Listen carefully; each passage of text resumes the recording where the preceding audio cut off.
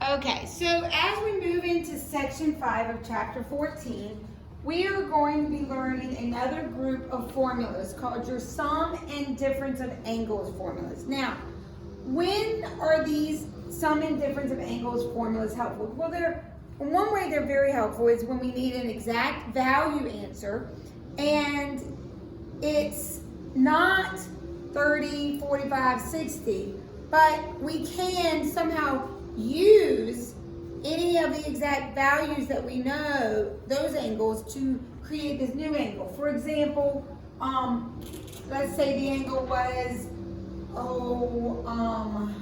15 degrees. Well, we know 15 degrees would be the same as 45 degrees minus 30. Or we could do 60 degrees minus 45. Both pairs are exact values that we have values for. So that's how we're going to use these formulas. But first we need to learn the formulas. So the first formula is the sum and difference formula for cosine. Now I wrote this shorthand. These are actually two different formulas up here. The first formula is cosine of angle alpha plus angle beta. It does not, everybody hear this, it does not equal cosine alpha plus cosine beta. This does not equal this, okay? So get that out of your brain right now. When it's cosine of an angle plus an angle, you expand it out to be cosine of the first angle, cosine of the second angle, minus sine of the first angle, sine of the second angle. So this first formula is cosine alpha plus beta equals cosine alpha cosine beta minus sine alpha sine beta. When it's cosine alpha minus beta, it expands out to be cosine alpha cosine beta plus sine alpha sine beta. So when you expand out the sum and difference formula for cosine, it's cosine, cosine, sine, sine. When it's addition, it becomes subtraction. When it's subtraction, it becomes addition. Now the sine sum and difference formula is a little bit different. Sine of alpha plus beta, so if I want to write just the one, equals sine of the first angle cosine of the second angle plus cosine of the first angle sine of the second. When it's subtraction, it becomes sine of the first angle cosine of the second minus cosine of the first sine of the second. It's a little bit different. So cosine expands out, cosine, cosine, sine, sine, and you switch the sign in the middle. Sine expands out, sine, cosine, cosine, sine, but you keep the original addition, you keep the original subtraction. So it's going to be your job to learn how these sines and cosines expand out. So we're going to use these formulas to do the first example. And the first example asks us to find the exact value of cosine of 75 degrees. So the first thing I want to do is figure out what two angles that I know exact values for add up to make 75 degrees. Very good. That would be cosine of 30 degrees plus 45 degrees. Does it matter if you do 45 plus 30? No. So you'll get the same answer in the end if you do 30 plus 45 or if you do 45 plus 30. So this means I've got to do, this is not cosine of 30 plus cosine of 45. No, I have to expand it out using the sum formula for cosine. So cosine expands out cosine, cosine, so cosine 30, cosine 45. Then what happens in the middle? It switches, so minus sine 30, sine 45. And these are all values that you should have memorized by now. What is cosine of 30 degrees? It is root 3 over 2. What is cosine of 45 degrees? It is root 2 over 2. Minus, what is sine of 30 degrees? It is 1/2. And what is sine of 45 degrees? It is root 2 over 2. So then we multiply our fractions together. What's root 3 times root 2? It is root 6 over 2 times 2 is 4. Minus 1 times root 2 is root 2 over 4. I'm fine if you leave it like that. Let me see if the book actually puts it with a common denominator. So they have root 6 minus root 2 over 4. I'm okay with stopping here, but when you check your homework, it may go that one extra step. So let's do another one. So we want to find sine of negative 210 degrees. So sine of negative 210 degrees. Ooh, I've got to use some angles that I know around this circle. Now remember, we know 30, but we also know 150. And we know 210. And we know 330. And 45 works the same way. And 60 works the same way. And we also know quadrantal angles. We know those exact values because we know everything's 0 or 1. So we know those. So what two angles can I put together to make 210? Negative 210, excuse me, negative 210. Positive 210, we wouldn't need this because we could just use the reference angle of 30, but this is negative 210. We want to use a sum or difference formula. And yes, you're right, negative 210 we could do using a reference angle, but I want to practice this formula. Okay, giving you a few minutes to think about it. I used 60 degrees minus 270 degrees. I don't know if anyone used two different angles. If you did, you should still end up in the end with the same answer. So 60 minus 270 is negative 210. Those are angles that we have values for. So how does the sine difference formula expand out? Sine 60, cosine 270. Is it going to be plus or minus? Look at your formula. Sine stays the same. And then what is it? Good. Cosine 60, sine 270. So then we go through and know our values. What's sine of 60 degrees? It is root 3 over 2. Cosine 270. Remember on the unit circle, radius of 1, what's this point? 0, negative 1. Cosine is which one? Cosine is the x. So it is 0. Minus, what's cosine of 60? 1/2. What's sine of 270? Well, it's the same point. Sine is the y-coordinate, so sine is negative 1. This makes 0. Negative 1/2 times negative 1 makes positive 1/2. So the solution is 1/2. Now, technically for this one, we did not need the sum and difference formula. But I wanted to practice it so you could see what it's like. I was glancing ahead. All of your problems are in degrees, which is until you get down to like the 30s. I'm looking to see if I did a radian one. I'll do a radian one at the end so you can see. We'll do work one with radians. Okay, so sine and cosine formulas are good. Now we're going to add the tangent sum and difference formula.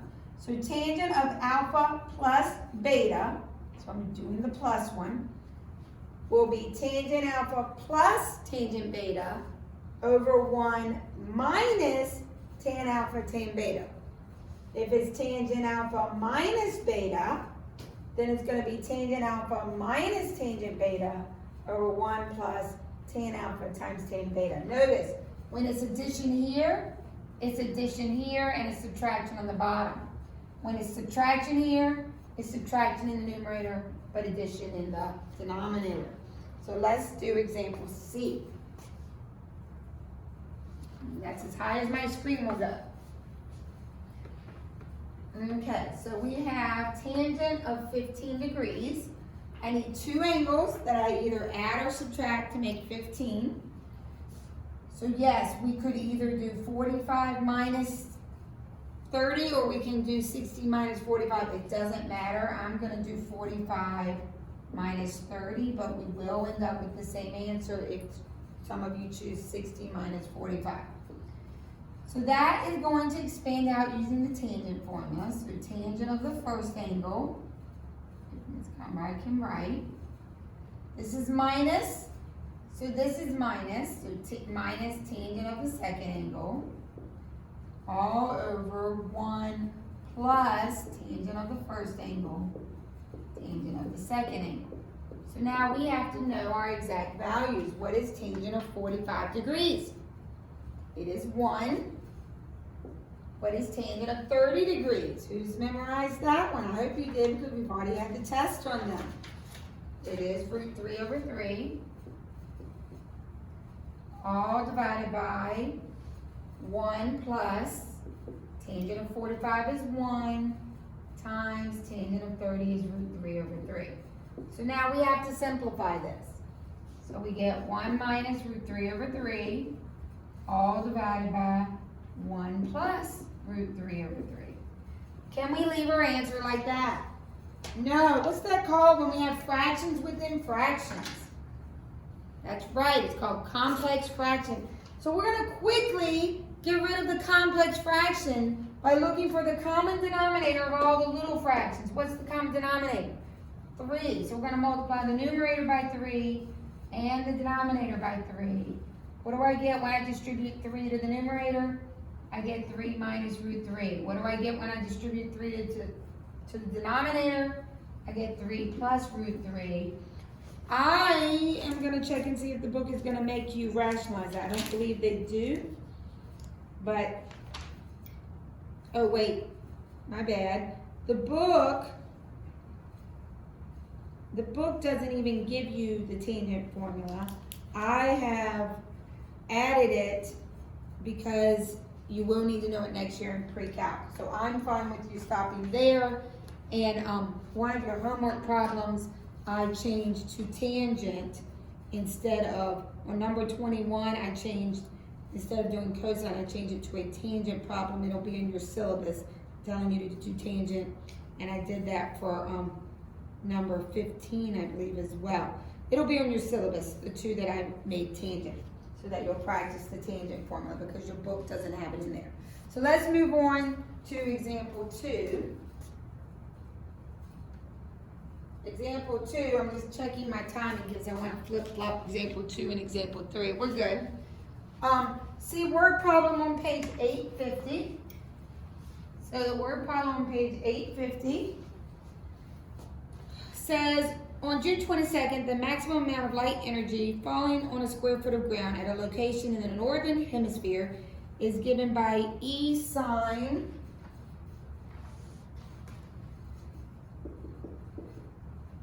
113.5 degrees minus a Greek symbol we haven't seen yet this year.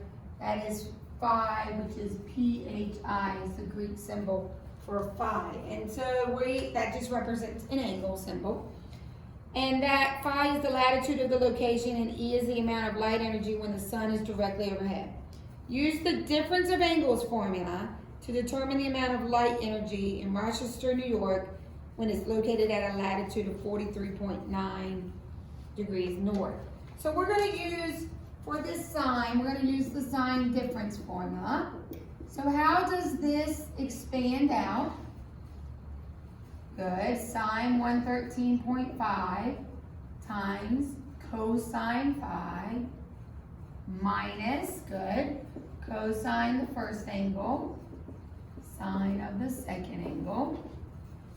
Then what do they tell me the angle of the latitude angle is? It is 43.1 degrees. So everywhere I see my angle, I can substitute what they gave me, 43.1 degrees. And then at this point, are any of these exact angles? No. So what am I going to need to use to get my final answer? My calculator. Good. In what mode? Degrees. So you put sine 113.5 degrees times cosine 43.1 degrees, get that answer, minus cosine 43.1 degrees times sine of, I wrote that wrong, sorry, I was going too fast. That's cosine 113.5 degrees times sine of 43.1 degrees. Put that all in your calculator, and according to the book, it comes out to be 0.9420. Okay, so we're going to move on to the last example. Oops. Verify each identity. Now, we verified identities in section 4. What did that mean? That's right, it meant that we had to make one side look like the other side. Still doing the same thing. We need to make one side look like the other. We usually simplify the more complicated side. What looks more complicated? The left. And I'm going to say this again. This is not, please put a big star and write no. This is not sine 180 plus sine theta. Every time you do that, you will miss the problem. It means the sum formula is needed. And what is the sum formula for sine? It is sine 180 cosine the second angle plus cosine the first angle sine the second angle. Doesn't look like the right yet. But what do we know sine of 180 is? If we come over to this circle, this point right here was negative 1, 0. Which one is sine? The y coordinate. So that's going to be 0 times cosine theta plus cosine of 180. Cosine is which coordinate? The x coordinate. So negative 1 times sine theta. 0 times anything is 0, so this is gone. And I'm left with negative sine theta equals negative sine theta. Check. The only thing that makes identities with the sum formula difficult is if you forget to use the sum formula. If you try to make it sine 180 plus sine theta, you will never get the correct answer. So let's look at letter B on your handout. And I am going to add one with radians. So I am going to add a C that is not on your handout. So we've got cosine of 90 degrees minus theta equals sine. We want to show that the right side equals the left side. So what are we going to do? We're going to expand it out. Good. So cosine 90, cosine theta. Cosine goes cosine, cosine. Switch it. So plus sine, sine. What is cosine of 90 degrees? Well, if we continue our unit circle, this point is what? 0, 1. Cosine is which coordinate? The x. So the x coordinate is 0. So 0 times cosine theta. What is sine of 90 degrees? It is 1 times sine of theta. 0 times anything is 0, so that's gone. So sine theta equals sine theta. Good. I'm going to add a C example where we have radians involved. So,